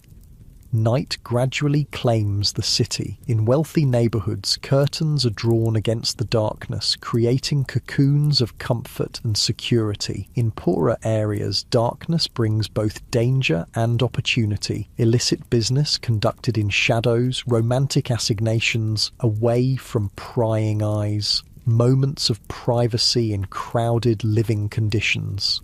The contrast between different experiences of the same city, the same time, creates a complex tapestry of urban life. You sense how location and wealth determine experience far more than shared geography. Sleep comes differently to different classes. Soft feather beds cradle the wealthy, while straw mattresses or simple pallets serve poorer families, but all eventually succumb to the body's need for rest, the day's exertions demanding recovery. Dreams perhaps reflect the day's experiences or offer escape from them. Visions of countryside for factory workers, exotic imperial adventures for office clerks, simple domestic scenes for those whose lives are filled with complexity and obligation. You feel your own consciousness beginning to drift, thoughts becoming less linear, more associative as sleep approaches. Throughout the land, Victoria rules. Similar patterns of work and rest, joy and sorrow unfold daily. From Highland crofts to Cornish fishing villages, from Welsh mining towns to Norfolk farms, lives are lived within the framework of Victorian society while maintaining older regional traditions and identities. Accents and dialects, foods and customs, music and stories vary widely across Britain, creating distinctive local cultures within the broader national one. You sense how this diversity enriches the whole, like different instruments in an orchestra creating harmony through their very differences.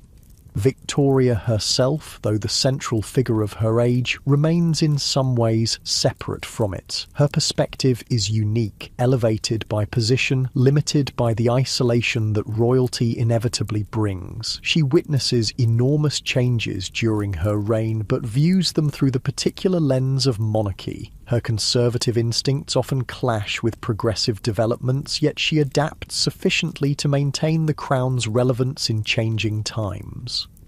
You feel the peculiar loneliness of her position, the way even someone surrounded by courtiers, family and servants can be fundamentally alone in their experience.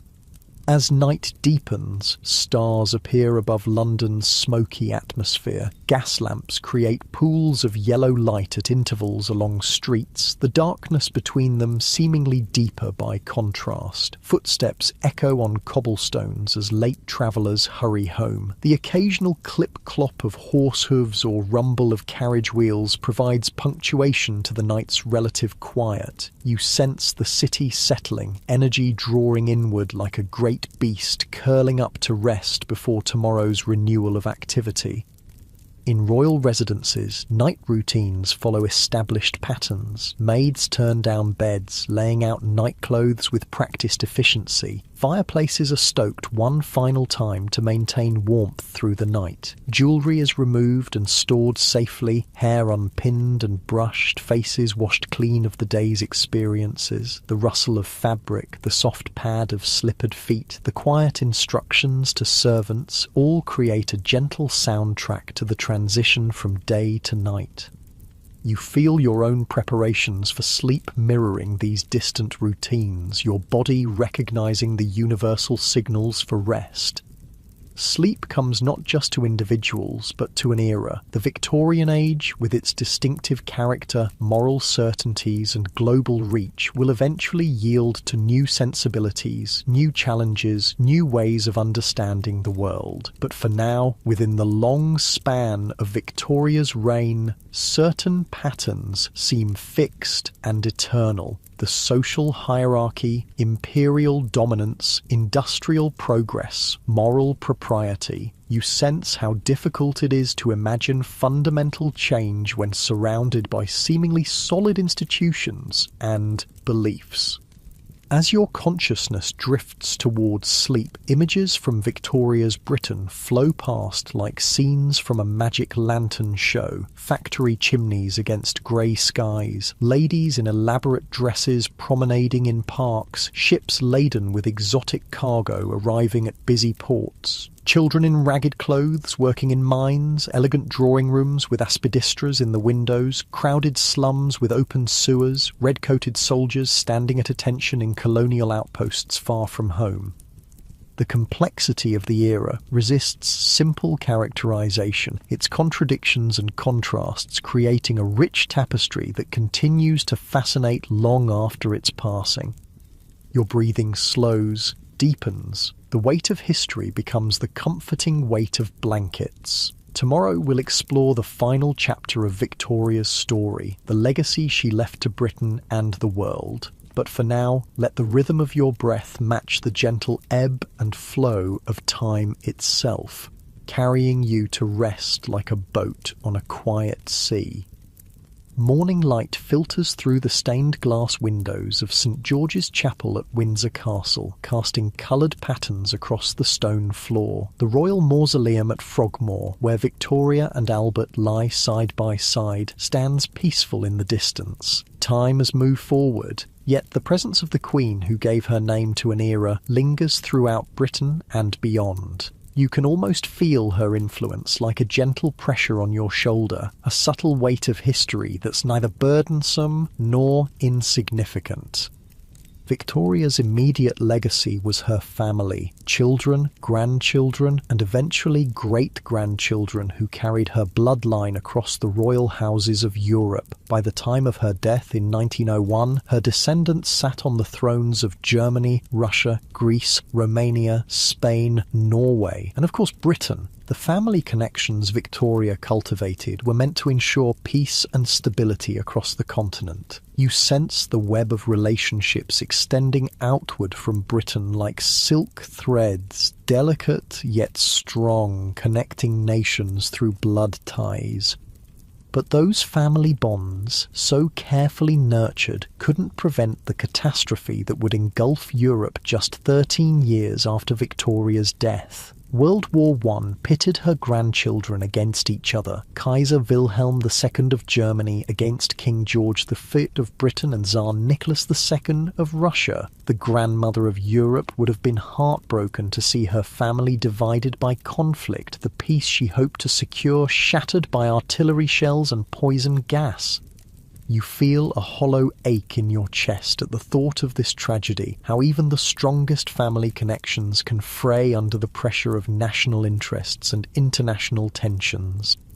More tragically, the haemophilia gene that Victoria carried spread through royal marriages to Russia, Spain, and Germany. The disease particularly affected the Russian royal family when Victoria's granddaughter Alexandra married Tsar Nicholas II and passed the condition to their son, the Tsarevich Alexei. The desperate efforts to treat the boy led Alexandra to rely on the mysterious healer Rasputin, whose influence contributed to the downfall of the Romanov dynasty during the Russian Revolution. You sense how a single genetic mutation could alter the course of history, like a small stone causing ripples that eventually become waves powerful enough to overturn empires. After World War I, many of the monarchies connected to Victoria fell. The German Kaiser abdicated, the Russian Tsar and his family were executed, ancient empires crumbled, yet the British monarchy endured, adapting to changing times while maintaining traditions established during Victoria's reign. The stability she brought to the crown after the excesses and unpopularity of her uncles provided a foundation strong enough to weather the storms of the 20th century. You feel the steady persistence of this institution, like the slow, reliable beat of a heart that continues despite illness or exertion. In Britain itself, Victoria's legacy manifested in both tangible and intangible ways. The most visible reminders were the numerous monuments, buildings, parks, streets, and institutions bearing her name. Victoria Stations in London and Manchester, Victoria Park in countless towns, the Victoria and Albert Museum, Victoria Falls in Africa, all immortalised the Queen whose reign had seemed eternal to generations who knew no other monarch. The soft echo of her name across geography creates a kind of music, a rhythm of remembrance that persists long after her physical presence has vanished. You hear it in your mind like a gentle refrain, Victoria, Victoria, connecting distant places through shared history. The Victorian buildings that transformed Britain's urban landscape continue to define many city centres today. The distinctive architecture, Gothic Revival churches with their soaring spires, imposing municipal buildings of red brick and terracotta, rows of terraced houses with their bay windows and patterned brickwork, all create a recognisable Victorian aesthetic. The solidity of these structures seems to embody Victorian confidence and ambition, their detailed ornamentation reflecting an era that valued craftsmanship and visual richness. You feel the reassuring weight of these buildings, how their very permanence suggests stability in a world of constant change. The physical infrastructure created during Victoria's reign, railways, canals, sewage systems, water supply networks, formed the backbone of modern Britain. Though often hidden from view, these Victorian achievements continue to support contemporary life. The sewers, designed by Joseph Bazalgette after the Great Stink of 1858, still carry London's waste. Railway lines laid in the 19th century still form the core of the national network. Victorian engineers built not just for their time, but for generations to come, their work a testament to long-term thinking often absent in our more disposable age. You sense the invisible support these systems provide, like the frame of a body beneath the skin, essential but unnoticed until something goes wrong. Beyond the physical legacy lies something more subtle, but perhaps more significant, the cultural and moral influence of Victorianism, the values associated with the Victorian era, hard work, self-improvement, respectability, sexual restraint, family devotion, shaped British society long after Victoria's death, though later generations would rebel against perceived Victorian prudery and hypocrisy. Many of the underlying values remained influential throughout the 20th century. You feel how these inherited attitudes might shape your own thinking in ways you're barely conscious of, like water absorbing the minerals of the rocks it passes through. The Victorian emphasis on education created a more literate society, laying foundations for greater social mobility in the 20th century. The Education Acts passed during Victoria's reign established the principle of universal elementary education, a radical idea at the time. Libraries, mechanics institutes, and workers' educational associations all expanded during the Victorian period, reflecting a belief that knowledge should be accessible beyond the privileged classes. The quiet rustle of pages turning, the soft scratch of pencil on paper, the whispered exchanges in reading rooms, these sounds represent an intellectual awakening that transcended class boundaries. You sense how education opens doors in the mind that can never be closed again, creating possibilities that persist through generations.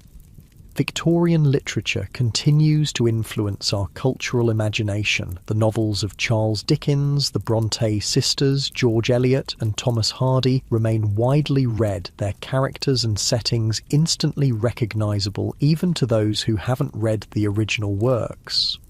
Victorian poetry, from Tennyson's The Lady of Shalott to Browning's dramatic monologues, still appears in school anthologies and inspires contemporary writers.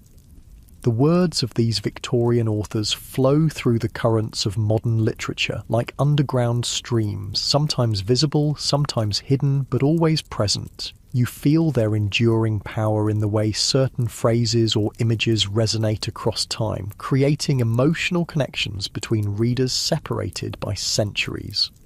Even our concept of Christmas owes much to the Victorian era. The traditions popularised by Victoria and Albert, decorated trees, gift-giving, family gatherings, seasonal cards, transformed what had been a relatively minor religious festival into the major celebration it is today.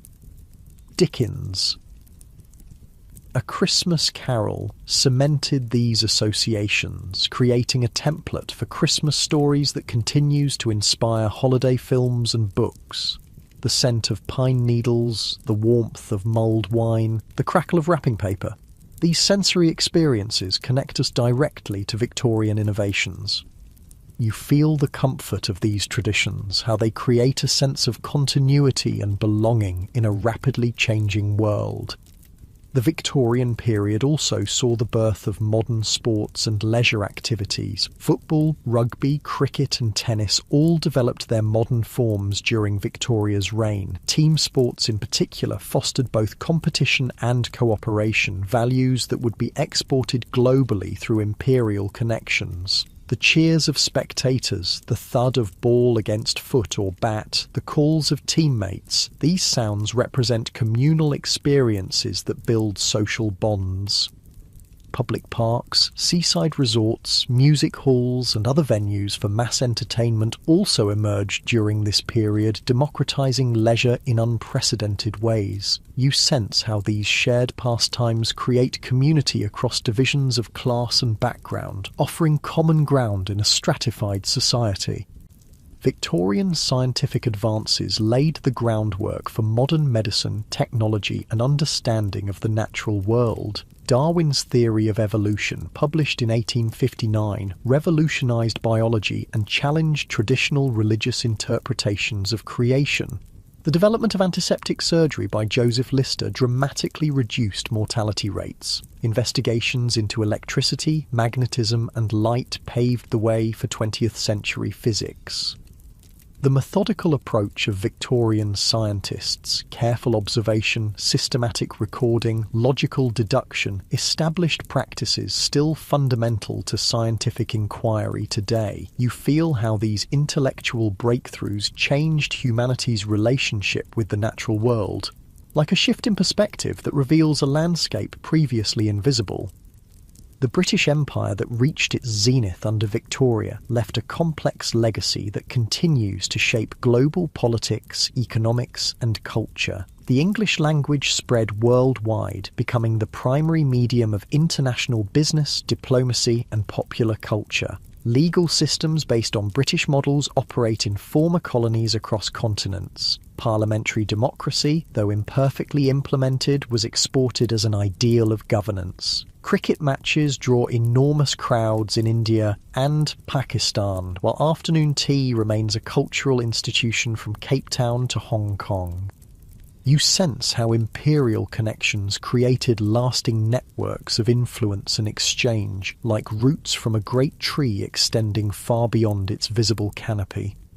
Yet the darker aspects of empire also persist. Economic inequalities, ethnic tensions, border disputes and cultural trauma. The wealth that flowed into Britain during Victoria's reign came partly from exploitation of colonial resources and labour. The confident assumption of cultural superiority that justified imperial rule left psychological scars that haven't fully healed. Contemporary debates about historical monuments, museum collections and reparations all connect to this imperial past. You feel the weight of this complicated history, how it requires acknowledgement of both achievement and injustice, the impossibility of simple judgments across the distance of time. The Victorian era's industrial innovations created the modern world, but also initiated environmental challenges that have grown increasingly urgent. Coal-powered factories that drove 19th century prosperity contributed to climate change that threatens 21st century stability. The consumer culture that emerged during Victoria's reign, making goods previously reserved for elites available to the middle classes, evolved into today's mass consumption with its accompanying waste and resource depletion. You sense how actions taken generations ago continue to shape our present reality, like a stone thrown into water creates ripples long after the initial splash. As the sun rises higher, illuminating more of Windsor's grounds, we return to Victoria herself, the woman behind the era that bears her name. Her personal qualities became emblematic of her age: a strong sense of duty, moral seriousness, emotional depth beneath a controlled exterior, adaptability within a framework of tradition. She was neither the most intelligent nor the most imaginative monarch Britain has known, but her authenticity and dedication made her remarkably effective in a role she never expected to fill. You feel a certain admiration for this consistency of character, how it provided stability during a period of unprecedented change. Victoria's journals and letters, millions of words written over her lifetime, offer unusual insight into her thoughts, feelings, and development. From the round handwriting of the young princess to the more hurried scrawl of the busy queen to the slightly shaky script of her final years, these documents trace a life lived conscientiously in extraordinary circumstances.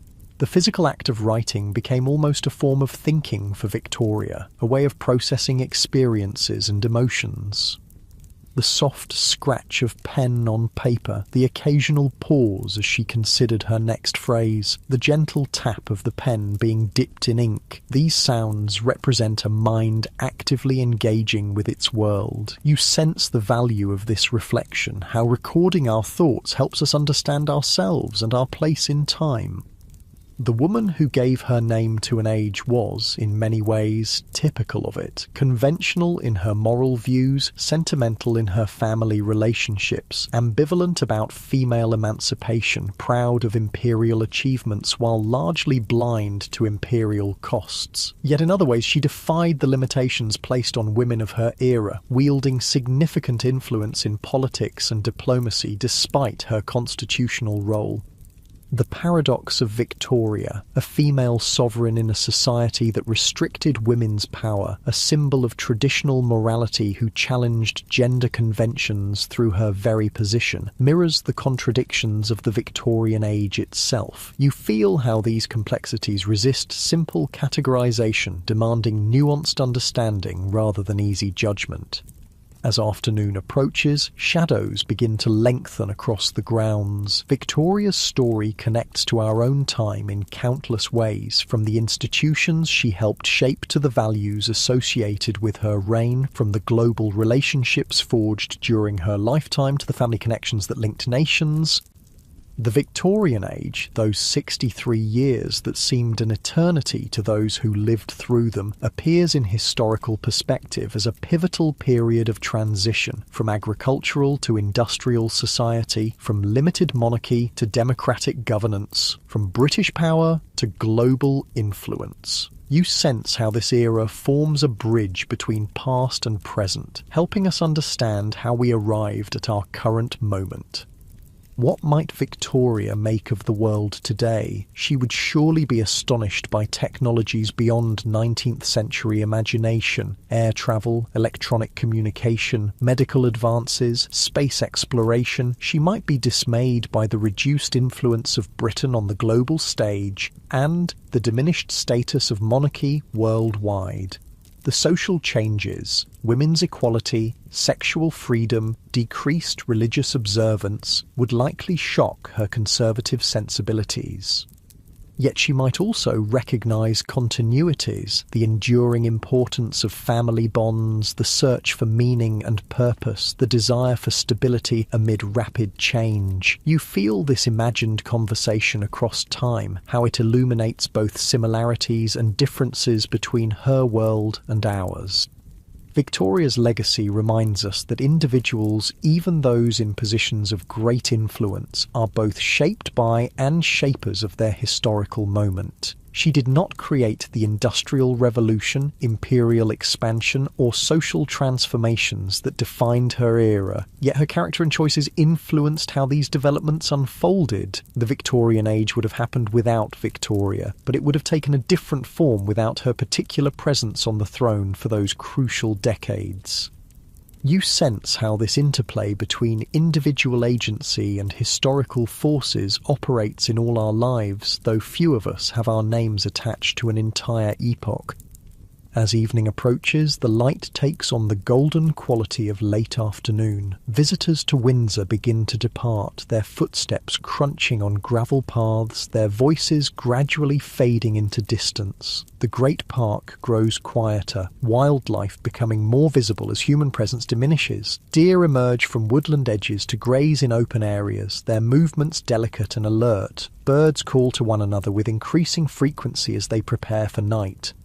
You feel the gentle transition from day's activities to evening's reflection, the natural rhythm that continues regardless of human concerns.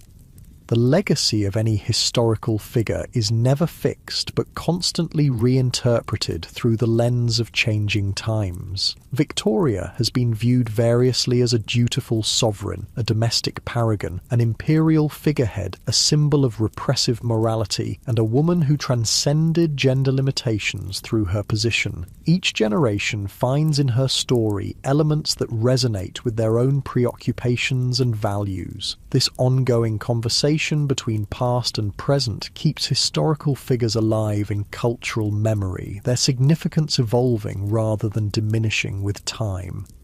You sense how this process of reinterpretation applies to all history, making it a living dialogue rather than a static record. The sun begins its descent toward the horizon, casting longer shadows across Windsor's grounds. The stones of the castle and mausoleum absorb the day's warmth, radiating it back gradually as the air cools. Birds make final flights before seeking roosts for the night. The pace of movement throughout the estate slows, as if the land itself is preparing for rest. You feel your own energy shifting toward quieter contemplation, your thoughts becoming less analytical and more reflective as evening approaches. Victoria's story, from the unexpected heir to the grieving widow to the revered matriarch, contains elements that transcend her specific historical context. The experience of being thrust into responsibility before feeling ready, of finding strength through love and purpose through service, of enduring devastating loss and eventually finding a way forward, these aspects of her journey resonate with universal human experiences. You recognize in her struggles and resilience something familiar, a reminder that even the most elevated lives contain fundamental challenges common to all humanity. The Queen, who began her reign as a sheltered teenager and ended it as the grandmother of Europe, witnessed more change during her lifetime than many generations see collectively. The world of gaslighting and horse-drawn carriages transformed into one of electric illumination and early automobiles. The modest island nation became a global empire. The constitutional monarchy evolved into a more ceremonial role while expanding democratic participation. Through it all, Victoria adapted while maintaining core values and traditions, finding balance between preservation and progress. You sense how this capacity for selective adaptation might serve as a model for navigating our own era of accelerating change. As darkness begins to fall, lights appear in Windsor Castle's windows. Stars emerge in the darkening sky, the same stars that shone over Victoria throughout her long life. The air cools, carrying the scent of earth and grass, ancient stone and flowering shrubs. Sounds diminish, creating space for quiet reflection. You feel the day's tension gradually releasing from your muscles, starting with your feet and moving upward through your body, leaving a pleasant heaviness that welcomes rest. The story of Victoria's life and legacy comes full circle. The young girl born at Kensington Palace in 1819, whose path to the throne seemed initially remote, became the defining monarch of the 19th century. Her name continues to echo through history, attached to countless places, institutions, and cultural references. The values associated with her reign, both those we embrace and those we question, continue to influence how we understand ourselves and our society. You sense how this historical continuity connects us to those who came before and those who will follow, placing our own brief lives within a longer story that stretches beyond individual experience. As night fully claims the sky, Windsor Castle stands silhouetted against the darkness, its solid presence a testament to centuries of English history. Within its walls, portraits of Victoria in various stages of her life gaze from gilded frames, the young queen in her coronation robes, the grieving widow in perpetual black, the aging matriarch with her signature white cap. These images capture moments in a remarkable journey that took her from sheltered princess to powerful sovereign to symbolic mother figure for an empire.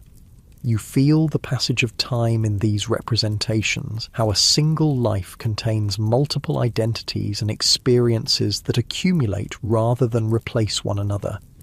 The Royal Mausoleum at Frogmore, where Victoria and Albert lie side by side, rests in darkness now. The reunion she longed for throughout her widowhood finally came with her own death, though not in the form she might have hoped. Their physical remains rest together while their legacy continues to shape the world in ways both visible and invisible. The love story that became a defining element of Victoria's public image endures in cultural memory, romanticised perhaps, but genuine in its depth and impact. You sense how certain bonds transcend ordinary limitations, creating connections strong enough to influence history. As sleep approaches, Victoria's story settles in your mind like a well-read book being gently closed. The details may fade, but the essence remains. A life of duty, loss, resilience, and adaptation that spanned nearly the entire 19th century and helped shape the modern world. Your breathing deepens, matching the steady rhythm that carries us all through time's continuous flow. Past, present, and future exist simultaneously in this moment of transition between wakefulness and sleep, the boundaries between them softening like watercolours blending on paper. Your limbs grow heavier, pleasantly weighted as if gravity has increased slightly. Thoughts become less structured, more associative, images and impressions flowing into one another like streams joining a river. Victoria in her coronation robes transforms into Victoria. Surrounded by her children transforms into Victoria as the aging empress of a global empire. These versions of the same woman seem to exist simultaneously, reminding us that identity is never fixed but constantly evolving while maintaining a core continuity. You feel your own self similarly fluid at this boundary of consciousness, both familiar and slightly strange. Sleep comes like a gentle tide, gradually rising to cover the shores of wakefulness. The story of Victoria, the woman, the queen, the symbol, merges with your own dreams, perhaps influencing their content in ways you'll never consciously recognise. The Victorian world, with its particular sights, sounds and sensations, dissolves into the universal experience of rest that connects all human beings across time and place. Your breathing slows further, your heartbeat steady and strong, your body releasing the final tensions of wakefulness.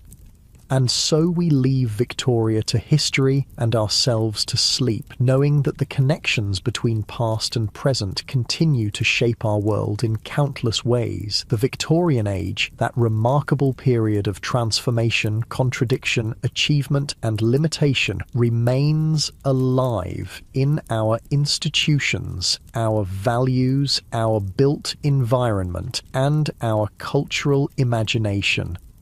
As consciousness fades into dreams, you carry this knowledge with you, a reminder that we are all part of a story much larger and longer than our individual experience, a story that began long before us and will continue long after, connecting generations through the shared experience of being human in an ever-changing world.